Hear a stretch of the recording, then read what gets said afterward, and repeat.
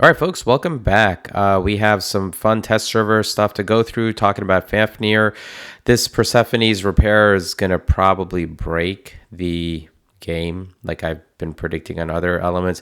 But let's see. They're going to have to really lower their repairable durability. So that'll be coming out.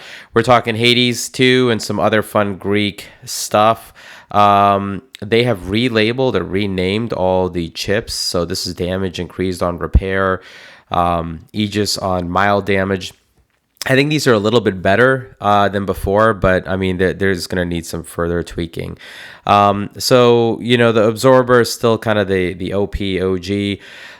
Let's see how that shakes out or if it gets nerfed. Paralysis is what I'm truly concerned about. So Persephone kind of looks like a Demeter, only smaller. And then you can see here like all the different terminologies that they're using. But this is kind of the build I'm setting up. Lockdown's going to be the new fun game in town. So anti-control or control resistor will be your new anti-lockdown strategy in essence. So this is the Fafnir. It's ready for kind of a full debut this coming week. I'm replacing all these what the heck do you call them, scaldies or scatties with coronas. People are naysaying the corona build, but I think with the paralysis, it's not a bad idea to consider. So you can dust off those coronas. I know I will be doing that, and frankly, they're cheap to build, they're easy to upgrade, and if you're locking people down, you can do some serious damage. So let's see some quick gameplay with the Fafnir, and we'll see it on the live server probably soon enough. It got a pretty decent buff too, I think, on the absorber gun.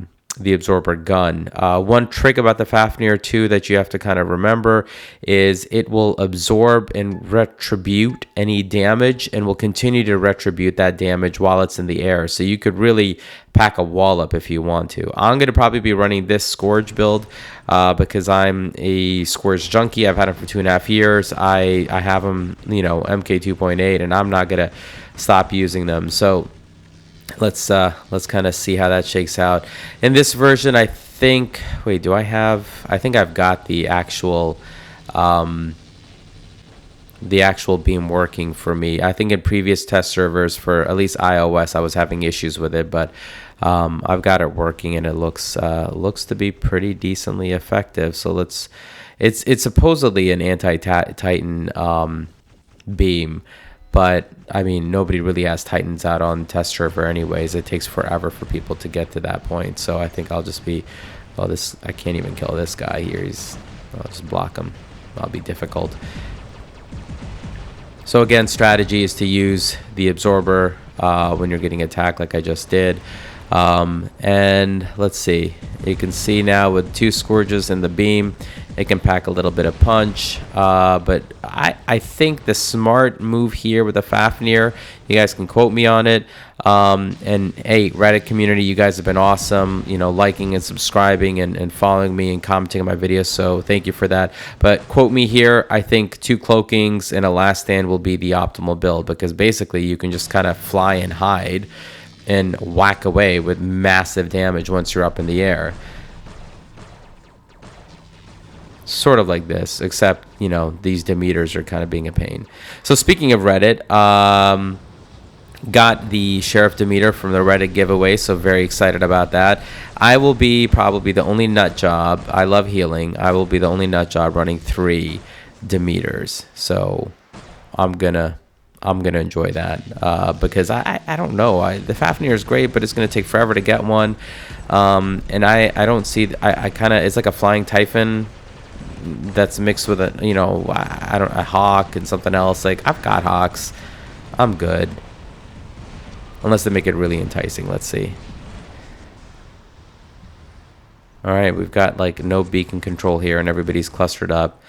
Battle advice number 2: don't do this. I don't know what everybody. And test server's got a weird group of people as well, so it's tough to kind of even say. All right, we've got the Retribution activated, and now that power is going to be dumped back on that hawk, and he is good as dead. So yeah, that's another fun note to keep in mind. Now I've got the full power here still from that hawk's beam, so I'm still firing it around. Now imagine if I had, of course, a couple cloaks activated, so I can just sit here and pile, just plow through everybody. Something worth thinking about. The speed in the air is pretty good. I'll tell you this much. If it's going to get nerfed, the airspeed will get nerfed, or the retribution upon taking off or landing. So don't get too excited about that. I do think the Hawks nerf, where they eliminated the absorber shield upon takeoff and landing, didn't really impact it much. People still don't really fire at it that much when it takes off or lands. I mean, I do, because, just why not?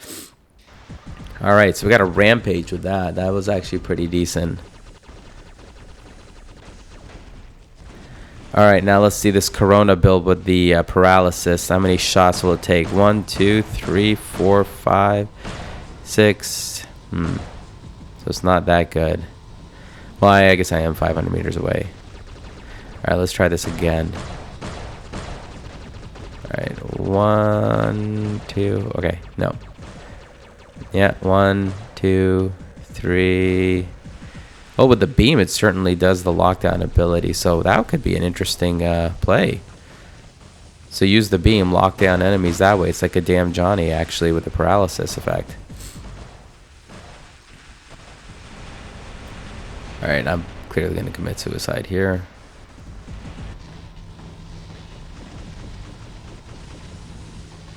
Now I'm debating what I should choose. Okay, let's see with the paralysis here. Now with the the new weapons here, since there's no lock on, there should be pretty immediate lockdown effect. Oh, freezer effect too. So you could do freezer and lockdown. Oh, that's just like horrible. That's gonna be fun. So you've got a weapon with a freeze effect and a weapon and a drone with a lockdown effect. Well, how times have changed. I am a big fan of Vipers. I'm going to show later some video clips of the Vipers in action with the Midea Pilot. So the Midea is, I think, going to be a game changer. So obviously I don't have the Midea here. I'm just using the self-heal Persephone. But we've got a whole Greek play here. We've got the Persephone healing. We've got the Midea causing DOT. You've got Hades as well, so it'll be like a Greek versus, I don't know, maybe with a Sharanga, the Hindu versus Greek mythology. So we shall see. All right, let's go to the next clip.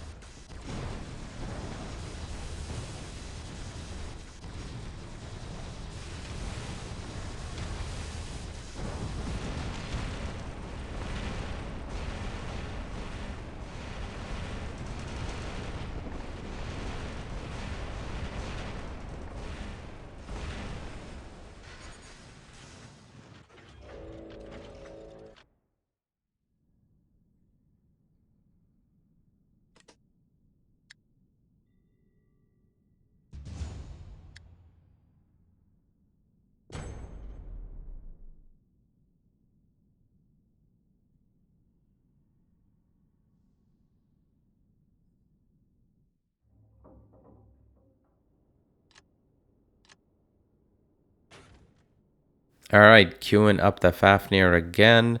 Let's give it a few seconds to get this party started again with the Scourge build. I do like the Abyss. Nobody really likes it. I love it. The distance and the layout. It's just the right mix of chaos and hiding. Where's all these? So this is actually, Fafnir's a pretty decent beacon capper too, if you think about it. Look at that speed. It's going to compete with a shell. I think I beat that shell. And this is level 8 too, so you can imagine it's going to be pretty darn fast on live server. 90 kilometers an hour, and then if you add on like few speed skills, it's going to be chaotic.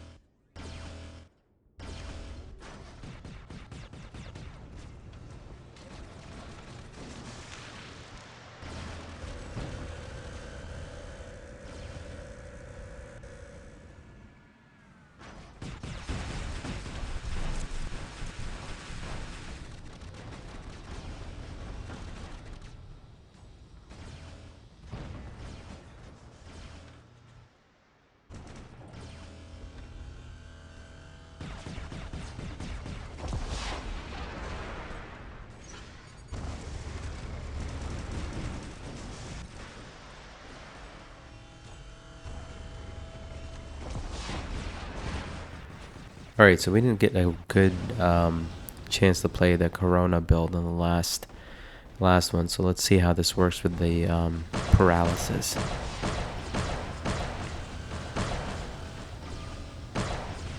I'm not even getting a chance to kill anybody. Here we go. Someone's trying to lock me down instead. Okay, let's see how many it'll take. It's like 3, 4, 5. Nope, he died. I think the Corona build is more powerful than the Pulsar build up close. So if you're going to brawl with this Fafnir, which most will likely do, it might be the optimal solution.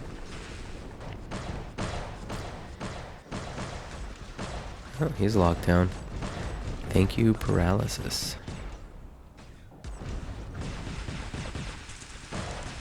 This guy's trying to lock me down. Get out of my face. Bro, I'm about to retribute you. Alright. It's all done now, buddy. Oh, shit. Oh, pardon my French. Ugh. It's poorly played there. Alright, let's switch over to Midea, the other player in this Greek tragedy. She boosts the damage of DOT weapons by 15%. I just actually combined her with my Bulwark. Got these awesome skills, Roadhog and Physical Shield. So gonna run some clips here to show off Midea. I think she's gonna be a game changer for those of us that want to actually get our Bulwarks or anything out really that has DOT. So, and not even Bulwark, but Vipers. This is my first time out. I'm not doing too bad actually. It's a level 10 Bulwark, so. The key thing with the Vipers, and the only reason I'm using Vipers is I haven't leveled Hornets, is they unload quickly, and then you kind of have to wait and hang out.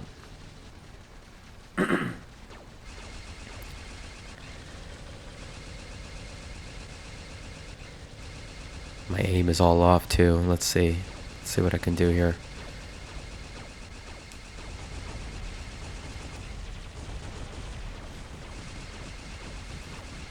There's so much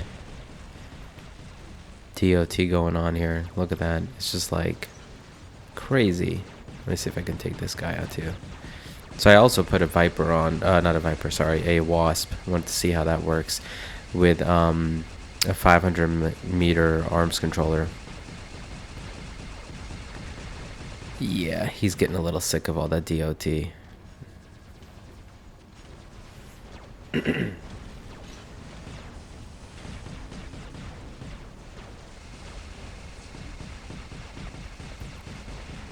The distance helps. So you could see, like, you know, the accuracy isn't too bad. They said they kind of lower the accuracy of Vipers in one of the updates. I mean, I'm hitting everything pretty much between 400 and below. Maybe 500 isn't as much. That's funny. That Wasp is still attacking while I'm hiding. That's actually kind of sick. So I don't know who's actually hitting it. Is it the Viper or is it the Wasp?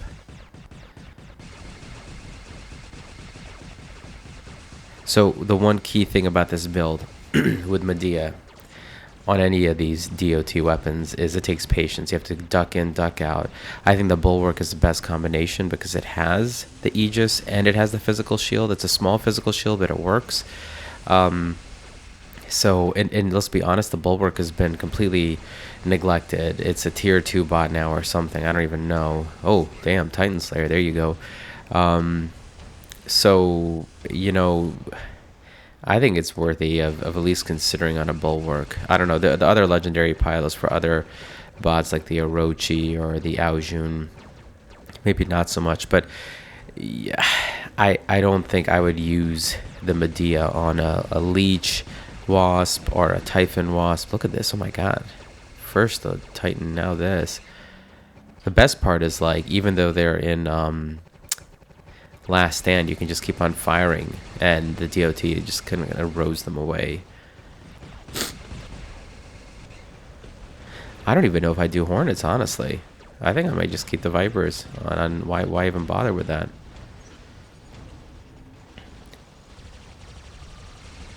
All right, let's see who else is willing to come out.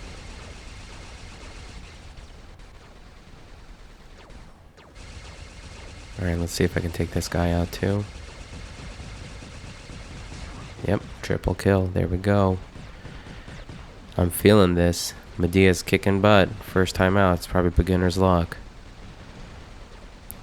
And I only have like T2 skills too on this. All right, here we go. Rampage. Damn. I'm gonna get a godlike. Nope. Everybody's dead. All right, let's quit the dancing.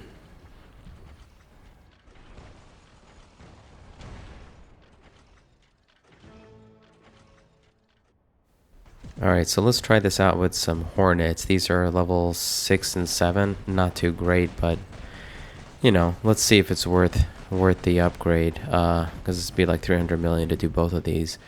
That's at least 1 month's of grind. Sorry, I keep on clearing my throat. I'm kind of getting over a cold too, so it's like pain in the butt. Who is firing at me? See, I don't like the Hornet because like the 12-second cooldown is just like nuts. I don't think somebody had mentioned on Reddit. One of you guys mentioned the concern for nerf. You can't nerf these. They're already so bad. Look at this. I mean, sure, okay, if you max it out, it'll be amazing. Okay, great, fine, but. I mean, you fire them off, and then you're just kind of sitting there, and sure, you got a physical shield, you've got an Aegis, but, like, I'm not feeling it. Maybe I'm not playing smart either.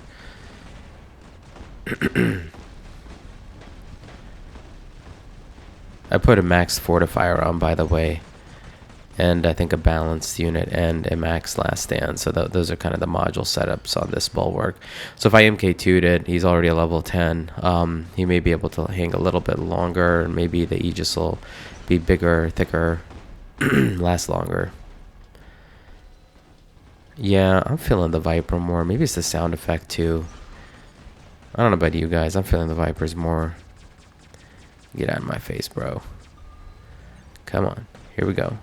He's level 7s. Let's do it. Take you out too. Let's see if I can. Oh, he jumped. That's another thing. You have to really kind of like auto. You have to remember to like let it all off your Hornets and then reload them. I think the best thing about these corrosion weapons is you can kind of fire away at Hawks, I guess, Fafnir's, maybe anything with any retribution shield, because while they're under shield, they're still corroding, so that has to be the best thing. Alright, let's go, bro. Okay. I think he's gonna take me out. This is not gonna end well. Yeah, this is gonna be ugly. Alright. I don't even know why I wasted a last stand. I know I'm gonna die. Oh, my shield broke too. Damn it. Alright. Let's see if we can try a different skin. Maybe the skin has everything to do with it. So actually, I think this skin, the marine skin, goes better from a looks perspective with the Vipers. This is a distance game, though. You got to be patient. If you're a brawler, you're not gonna like Midea at all. I don't think there's a corrosive weapon that is a brawling weapon. The Stingers, the Hornets, the Wasps, the Vipers, none of them are. You're gonna have to just kind of hang back, use your shield, dance around like this, turn it on, turn it off, turn it on again. Let's see. I see you, buddy. I'm gonna take you. Yeah, let's corrode you. Yeah, he realizes these are level 7s. He knows there ain't no meat in this. All right, maybe the Arthur will piss him off. All right, let's turn around over here. We're already kind of up ahead. Let me see if I can get this guy. No, he's tucking. Stop tucking away. I'll corrode you. So I would say if I probably max these out, I'd probably see quicker death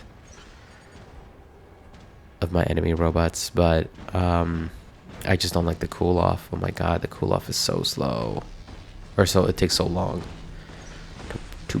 I'll say the accuracy is pretty crazy though. Look at that. So I could probably put these on, now that I think about it, on a Hawk too. So if I did max these, I could use them on a Hawk as well. And run Vipers on the Bulwark. So I could have like a double corrosive hanger or something. But obviously I'm not going to run a Hawk. I would not run a Hawk with these. Like if you run a Hawk with like Hornets and Stingers, it would look goofy. All right. Let's see.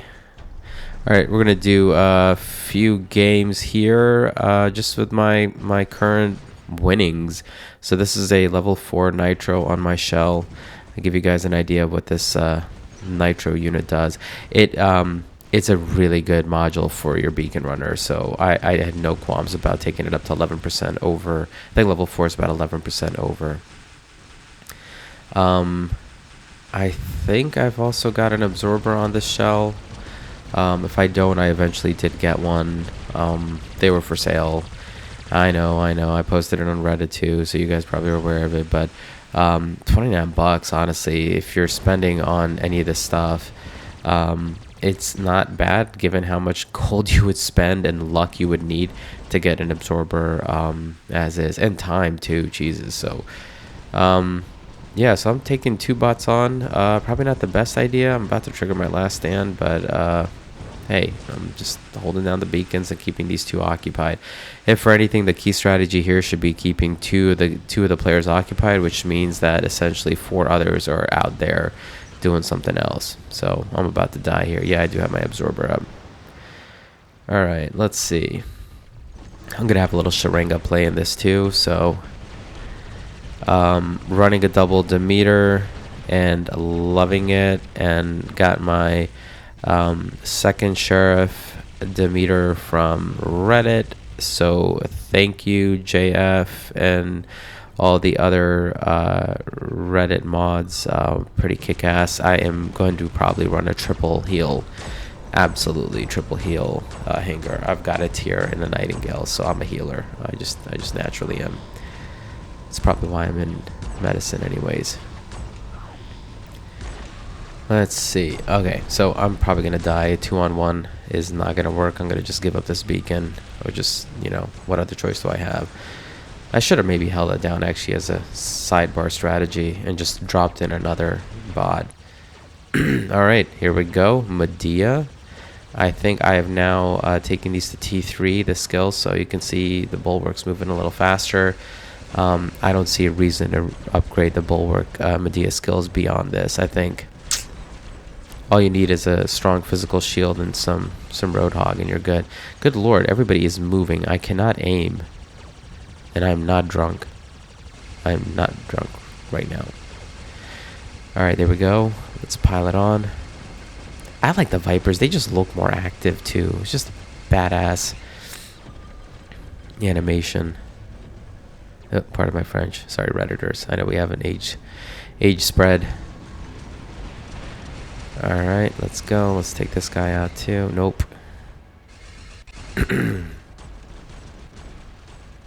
And this is a tricky one. Everybody's like hiding. Good coverage. Come on. Corrode you to death. Come on. Die. Seriously, this guy is not dying. And now here's the reload. Reload's faster for the Vipers too. It's not 12 seconds. It's a little shorter. Whoa, rocket chaos. Okay, that's the end of me. That's also the negative about this build, of any of the corrosive builds, is like if somebody's in your face, you're basically done. You're not going to dole out enough damage to end anybody at that level. Now, maybe you could argue if I had a max Bulwark, sure. This looks like he's a pretty heavily fortified shell. What is he doing? He's going to freaking fart on my ears, isn't he? No, somebody else killed him. Alright. How am I still alive? Oh, I just jinxed myself. Got my little ants Aegis to protect me, whatever that skill is, the F-type shield. Crashing Aegis, which like barely helped. I'll just keep on corroding this guy. Maybe I'll corrode you too. It's basically game over. Alright. So let's see Sharanga. So I think a video or two ago I told you guys I got one. I would say it's still an acquired taste. I still run my Nodens to get max honors, but goodness, he can plow through pretty quickly. I usually get at least 2 Titan killed per Sharanga. So let's say you've got, a team of 6 and you wipe out 2 of their Titans and you lose only 1. You kind of just gave your team an advantage. So I think so this one I've been playing around with the modules. I can't figure out the right module. Let me see if I can hit the guy in between these buildings. Oh, I can, I think. Oh, he is tall. All right. Okay. What? Nope. 2-on-1 does not work for a Sharanga. If you go 1-on-1 with a Titan, you're good. But if you've got a bot, the aiming is also a little screwed up too. See, you can see here. You have to kind of recalibrate it. Constantly manually selecting. I'm going to die here. And I've got like 2 bots on me. 1 Titan. I'm going to take him out. Come on. Oh, damn it. Oh, 2 Titans. Lovely. Okay, who am I going to... Let me exile him. So here's my Sharanga conundrum. I love him, but my God, man, he takes such a lot amount of skill if you do not run 3 Groms in a squad. If you're running 3 Groms solo, you're as good as dead. I've seen those guys just completely fall apart. So that is, oh, look at that. There's another Sharanga. Let's see. Oh, protect this guy. You're welcome, buddy. I'm going to try to see if I can get this. Nice. Okay, good. Where is that guy? Is that Sharanga doing anything? And see, you guys, you'll notice too, that Sharanga is just way the hell over there. Is he going to reach any of these Titans? No, not at all. So the solo gameplay with the Groms doesn't work. I'm not a believer in it. It's just, he's hiding over there. It's going to take him like probably a good 3 minutes to cross the whole map. Any map, really. So forget about it. So I've got the Grom Vengeance build on the Sharanga. I think it's a decent mix for the brawler and the distance shooter too. So I don't know. Maybe I need a couple more cannibals. So I'm gonna get stomped right here. Oh, there we go. All right, let's end this with a finale. So you can take out that punk. Hawk still kicks butt. I hope they don't nerf this beam for the Fafnir. It'll really annoy me. I think if they nerf it, everybody's going to move to Fafnir, but I think right now the Hawk, his beam is still good. That 500 meters is still useful. I think they can coexist. The Fafnir is the brawler anyways.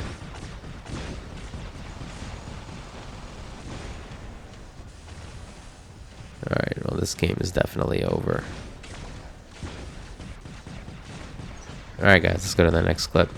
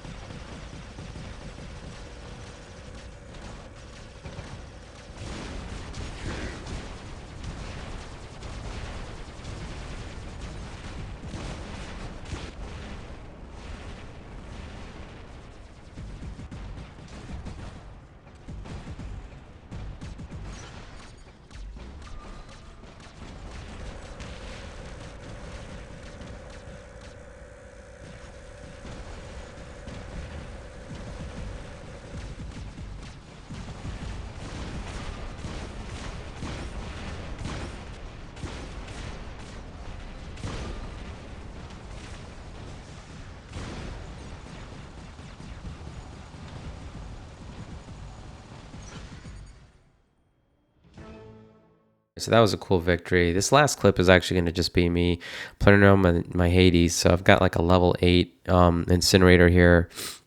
I think I turned off the VFX, by the way, so it's just going to be kind of me doing a dub. But it's kind of fun to experiment with different ranges and different styles of builds. So I encourage you guys to kind of consider that too.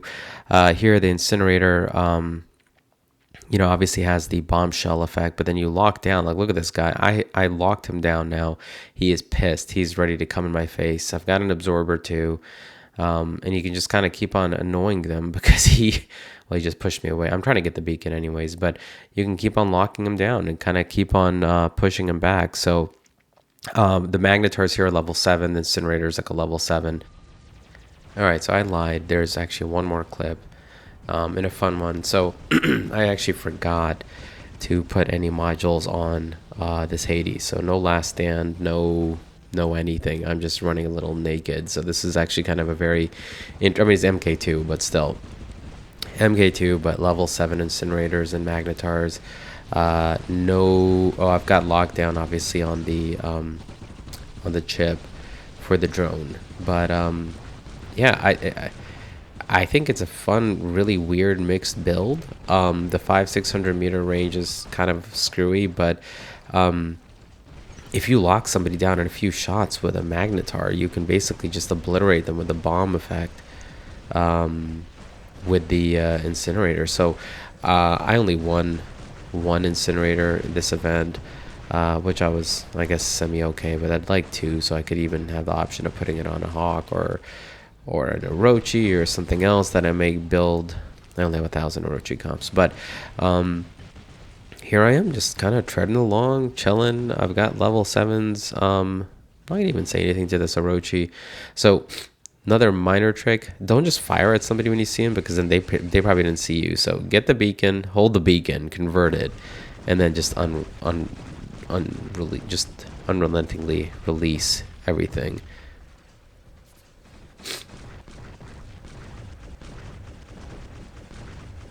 And the lockdown effect is so cool. Look at that, it's like instantaneous. Yeah, I think this could be a really vicious and weird build. I know I opened with the Persephone. I don't think the Persephone is going to be a Hades only drone. It looks like it'll be a universal one, but that's why actually I maxed out my MK2 the Hades for that reason over in the overdrive. But you know what? It's all right. It's cool. It's a pretty damn good bot. The cooldown's great. The light to heavy weapon mix is good, as you can transport it between the shell and the Mercury, and obviously in the Hades. So yeah, I would say if you guys don't have one, build one, whether it's, an Imperial Hades or not. It's definitely, and I think mix your builds. You don't have to be like, you don't have to do a Scald Incinerator. You can mix it up. It makes for fun gameplay. So hope you guys enjoy this longer clip. I know I haven't delivered in the past couple of weeks. I've had this cold, and then in between moving and everything else, I've just haven't had time. But glad you read it, guys, are enjoying it, and I will check you guys back later.